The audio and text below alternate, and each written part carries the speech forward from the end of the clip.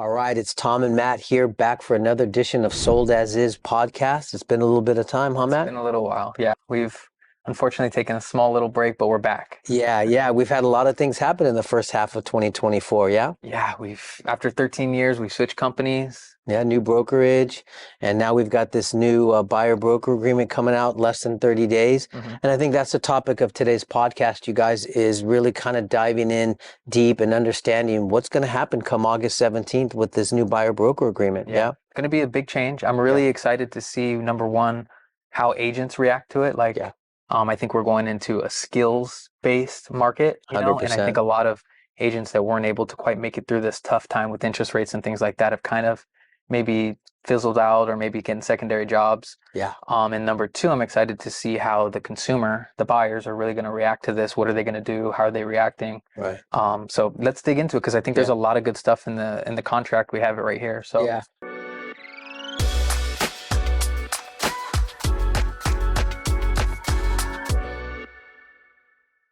Let's warn the consumer right now, this is probably not going to be our most sexiest podcast, most compelling video that we've put out, but we really think it's probably going to be the most informative podcast that we've done, especially relevant to middle of July 2024 and what's going to happen future, yeah? Yeah, because I think if you're interested in potential purchase, at least having an idea of what you're signing is going to be important. Because what we'd hate to happen is have somebody just willy-nilly kind of send it to you. Yeah. And really you have no idea what you're signing. 100%. So there's a lot of good stuff in here that you should know about. And I think if you're a seller too, it's important to understand what the buyer's signing and what their expectations are when they're submitting offers to you, because the commissions aren't really going away to the agent. Right. In the form of transparency through this whole lawsuit, it's really about understanding that this agent is now 100% working for the buyer and compensation is coming from the buyer, maybe via a credit from the seller, most likely. Right. But I think most buyers right now barely have enough money for their down payment and their closing costs, just like they've always had. Yeah. So to add another $15,000 to $24,000, maybe even more onto that, you may find could be a challenge, yeah? Yeah. So first thing we want to talk about in this conversation is really understanding that there is a time period for the buyer to be committed to an agent, and it's a term of no more than 3 months, 90 days, right?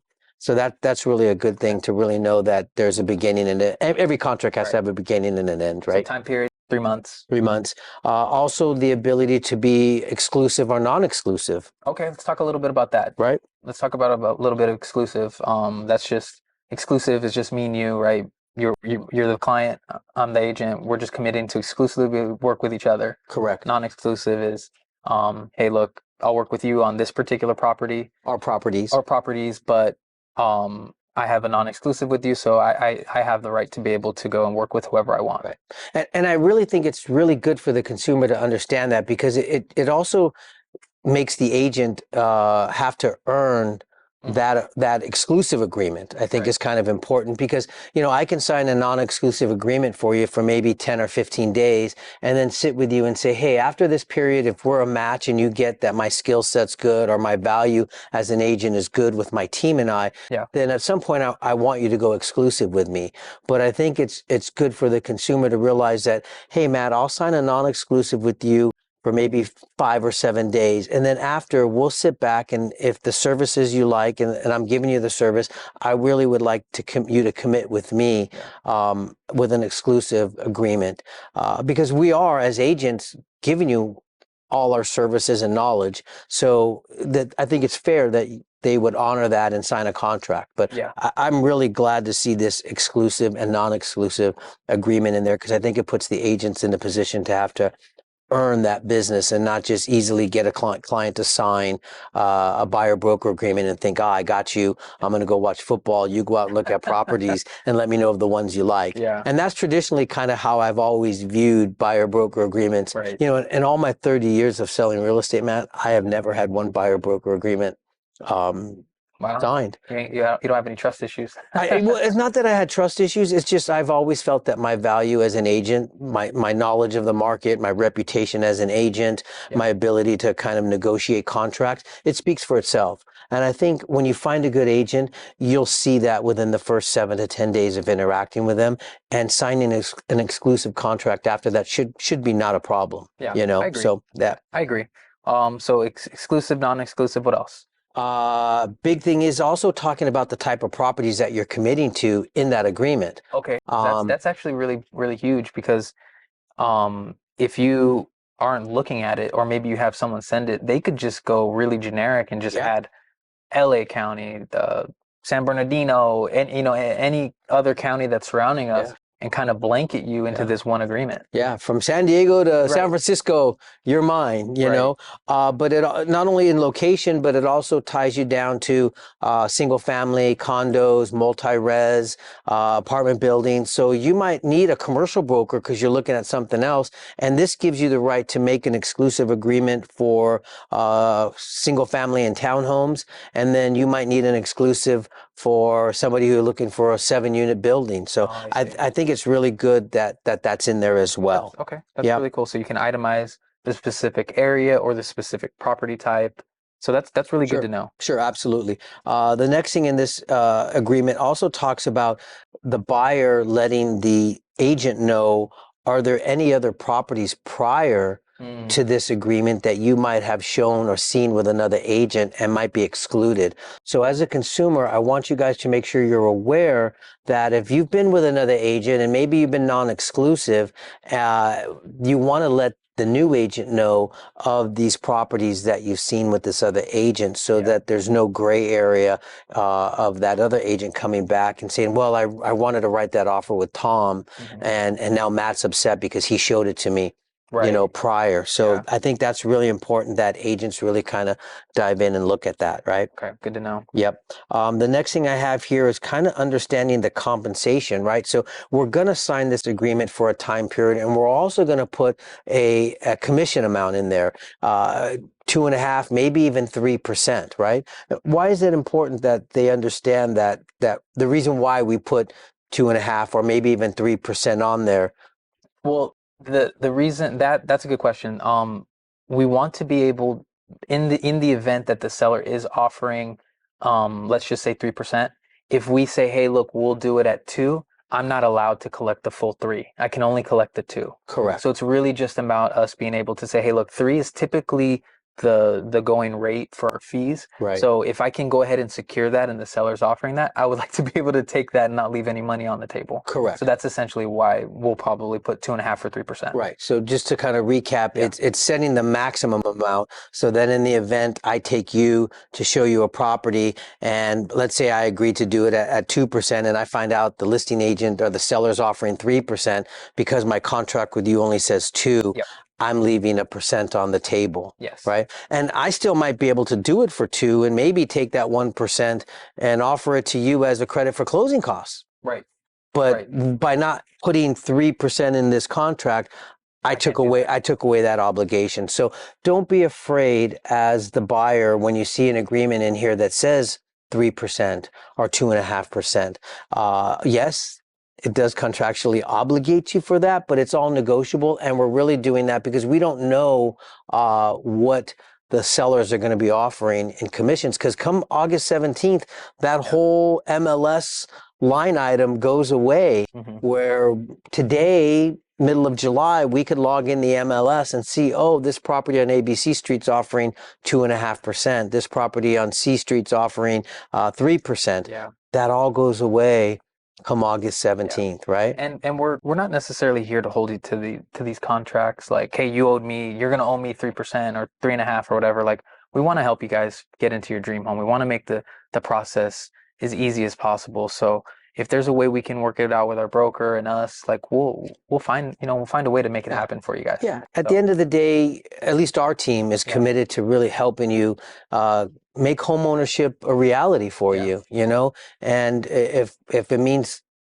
doing something at a different commission amount, we're willing to do that with the idea that we're your agents for life. Yeah, Yeah, absolutely. right? I mean, Yeah. we work for our Google reviews and our referrals. That's our main Yeah. goal. Yeah, we right? don't want just this one transaction. We want to be able to help you with another home or your friends or your family and all Yeah. that stuff. So Yeah, and I say I think 90% of the real estate community is probably on the same 80% of the business is done by 20% of the brokers, and those 20% that are doing 80% of the business all have that. Tongue twister. All have that same value. Is they really care about you. So I think this is a good thing. Yeah. What's the So next part? exclusive, non-exclusive. We just talked about that.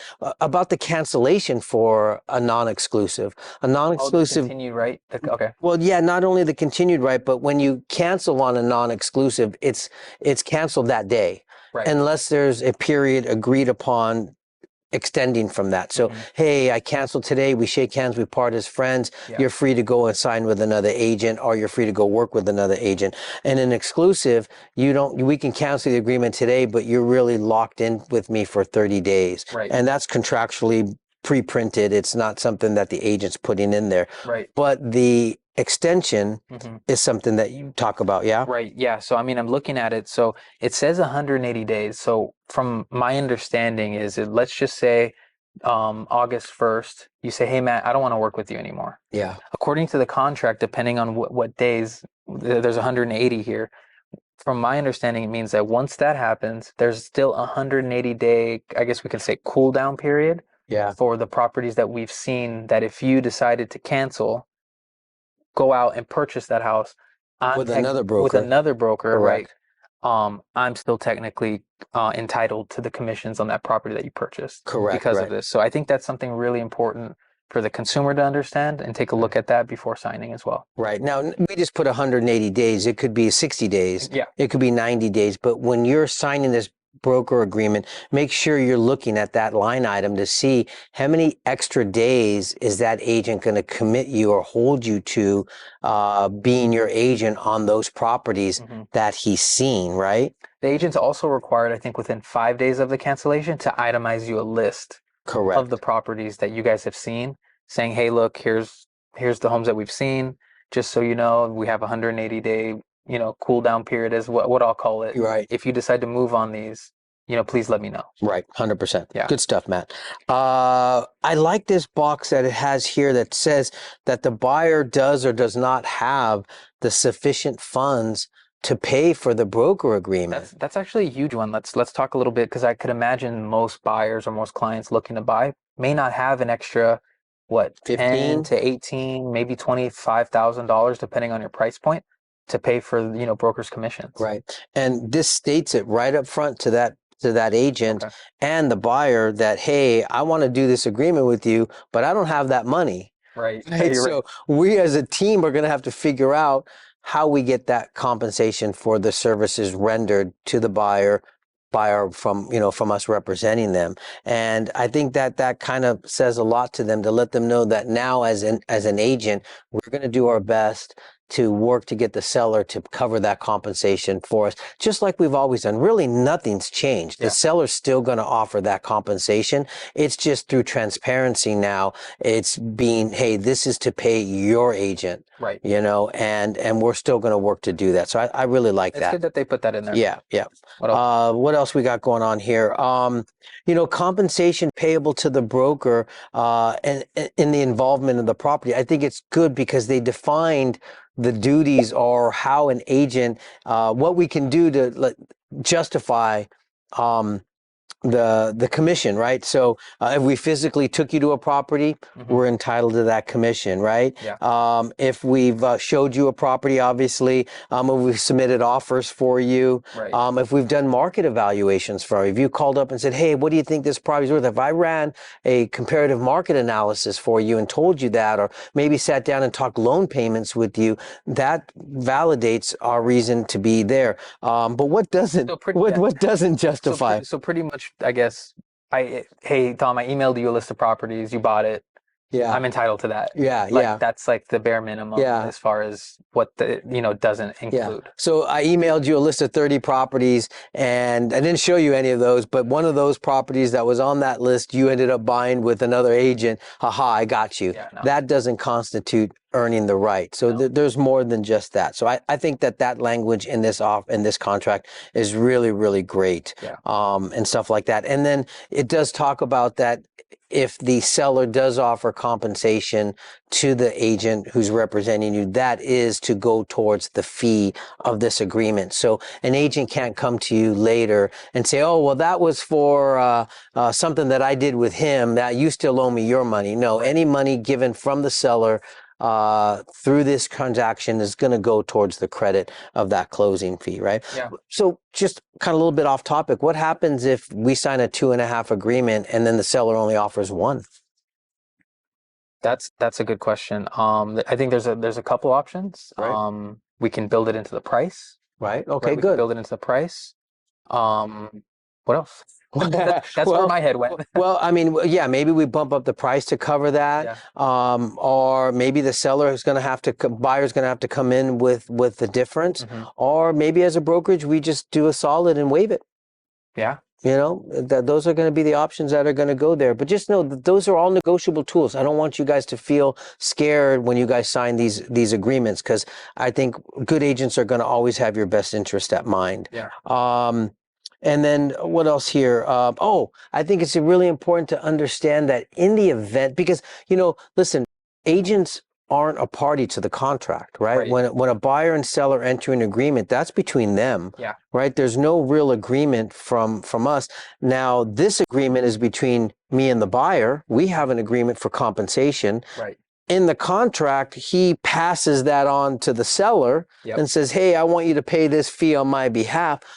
But if the seller reneges at the close of escrow, Right. and says, hey, hold that payment to Tom and Matt brokerage, this contract assigns the rights from the buyer to the brokerage, so the brokerage can go after that compensation and we don't have to go after the buyer. Yes. And I think that's super huge for the consumer to understand that if a buyer doesn't play by the rules, The seller. I'm sorry, Yeah. thank you. If the seller doesn't have to play by the rules, the buyer's not going to get punished for it. Yeah. The buyer's going to assign that right over to the brokerage, so the brokerage can go after the seller for the compensation due them. Yeah. The buyer can move in and start living their life and planting trees and growing in their garden and stuff like that. Yeah, I think that's huge. I think that's a great, Great protection. great language that they put in there, Yeah. because on the buyer, this is already a big shift in the market. Yeah. It's big, I guess, weight that now we could possibly be putting on the shoulders of the buyer. Sure. So if a seller does decide, hey, look, yeah, I know I said this, but I'm not doing it, at least the buyer can close on the property, here are your keys, but we're going to go after the seller. Yep. Enjoy making memories in your new home. So I think that's really great as well. Yep.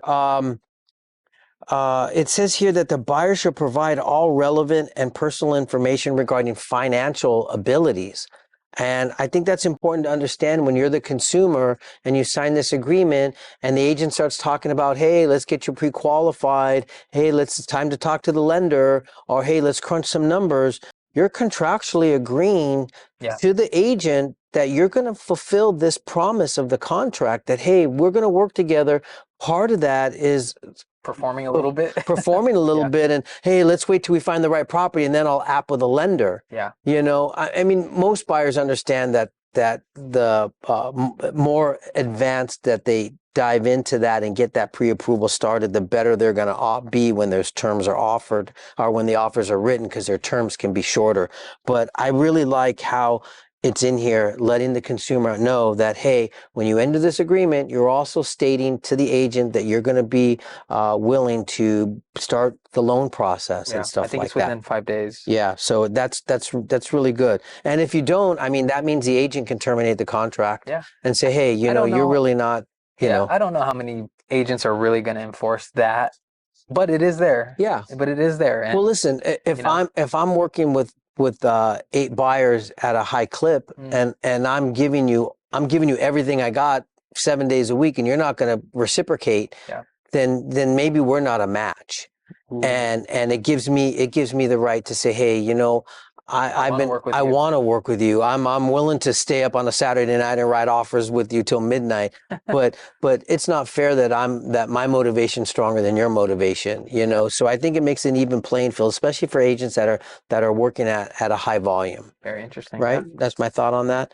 We're kind of winding down here on our big bullet points. Okay. The other item here talks about that this agreement, you know, in the event you don't have the money to pay, that this agreement is contingent upon the seller or somebody else willing to pay that commission. You know, so that Elaborate on that again. well, so if you read it, it says for a transaction, this agreement is contingent upon the seller or others agreeing to pay that broker commission. Okay. So now, at least it's here saying, hey, I checked that box off that said I didn't have the money. And I'm telling you right now that I'll buy as long as you can help me get the seller to pay your fee. Right. And if I can't find a property to help me get the seller to pay my fee, then I can't pay you that fee. So on our end as agents, we know that the buyer doesn't have the funds because they've checked it. Correct. So now we can say, hey, look, out of the homes you like 10. Yes. Right? Five. These two are not offering compensation, so I can only show you these.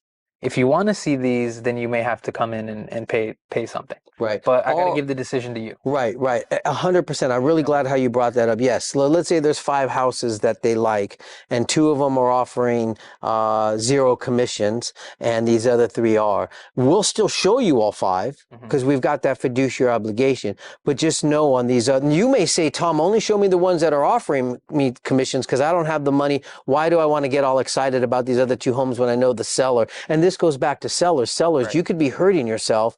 You probably will be hurting yourself by not offering some type of compensation for that. But if that seller says, Tom, Matt, don't even show us those, just show us these 3. Right. Okay. That could totally be that. Or, hey, if you want to see these other 2 and these are your dream homes, we're going to have to figure out a way to get compensation. Right. Maybe that's bumping up the price a little bit to pay for that. We'll have to kind of go down that road and see, but that's a great point. I'm really glad you brought that up. I think that really kind of covers most of my bullet points. Did you have anything else in there, Matt? No, I think there's a lot of good stuff in here, especially for the buyers to be able to know what actually they're signing. And like I was saying, there's a lot of intricate parts in here. So if somebody's just saying, hey, here, look, this is just for us to get inside. Well, there's a lot of intricate parts in here, commissions, time frames on when we're working, cool down periods, as I'm calling it. Yeah. Do you have the down payment and stuff like that, or the commissions to be able to pay? And if somebody's just sending it to you on a DocuSign, not really telling you, then kind of be cautious of them. Well, and not just that, but understand, come August 17th, you call up our phone and say, hey, I want to see that home over there on ABC Street. And I'm saying, hey, great, I can meet you over there at 5, but I need you to sign this agreement. Us agents are going to have to say, hey, can we book a 10-minute Zoom or a 15-minute Zoom so that we can dive into this? Or can I send it over to you and revise it? And hopefully you've seen our podcast video, so you're kind of familiar with these terms. So that way you can say, you know what, Tom and Matt already advised us on this for the video. We'll sign it and we'll move on. But that's going to be the new norm. Whether it's our brokerage or any other brokerage, come August 17th, as a buyer, you're going to need to sign a buyer-broker agreement in order to see properties.